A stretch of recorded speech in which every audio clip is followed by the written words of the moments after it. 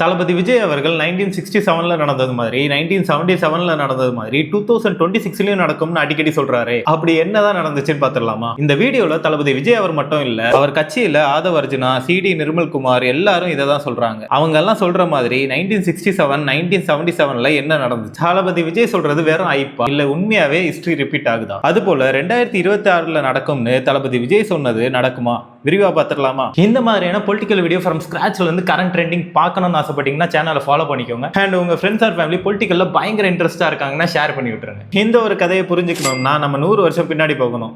இன்ட்ரெஸ்டிங்கா இருக்கா? கதைக்கு போகுமா? 1919ல சில சீர்திருத்தங்களுடன் ஏற்றப்பட்ட கவர்மெண்ட் ஆஃப் இந்தியா ஆக்ட் 1919 சட்டத்தின்படி, அதாவது மான்டேக் செல்ம்ஸ்வார்ட் ரிஃபார்ம்ஸ் படி 1920ல எலெக்ஷன் நடந்துச்சு. ஆனா காந்தியடிகள் நடத்தின ஒத்துழையாமை இயக்கம் காரணமா காங்கிரஸ் தேர்தல்ல போட்டியிடல. இதனால தமிழ்நாட்டுல, அதாவது மெட்ராஸ் மாகாணத்துல நீதி கட்சி 63 இடங்கள்ல எளிமையா வெற்றி பெற்று பெரும்பான்மையான ஆட்சி அமைச்சாங்க. இப்படி ஆட்சியை பிடிச்ச நீதி கட்சி அதாங்க திமுகவினுடைய தாய் கட்சியான நீதி கட்சி 1037 வரை சுமார் 13 ஆண்டு காலம் ஆட்சி செஞ்சாங்க. இந்த ஒரு பீரியட்ல தான் நான் பிராமின்ஸ்க்கு இடஒதுக்கீடு, கம்யூனல் ஜிஓ 1921, கட்டாய தொடக்க கல்வி, ஆலய நுழைவு போராட்டம், மதிய உணவு திட்டம்னு பல திட்டங்களை கொண்டு வந்தாங்க. ஆனா 1937ல நடந்த எலெக்ஷன்ல ஒரு சின்ன ட்விஸ்ட். 1937ல நடந்த எலெக்ஷன்ல காங்கிரஸ் மறுபடியும் வெற்றி பெற்று ராஜாஜி தலைமையில ஆட்சி அமைச்சாங்க. இந்த ஒரு காலகட்டத்துல எல்லாம் காங்கிரஸ் ரொம்பவே ஸ்ட்ராங். 1937ல நடந்த ட்விஸ்ட்ல இருந்து வெளியே வரதுக்குள்ள அடுத்த ட்விஸ்ட். 1939ல இந்தியாவும் வேர்ல்டு வார் 2ல இருக்குதுன்னு பிரிட்டிஷ் சொல்ல, எங்க கிட்ட கேட்காம நீ அதை எப்படி சொல்லலாம்னு பிரிட்டிஷ் எதிர்த்து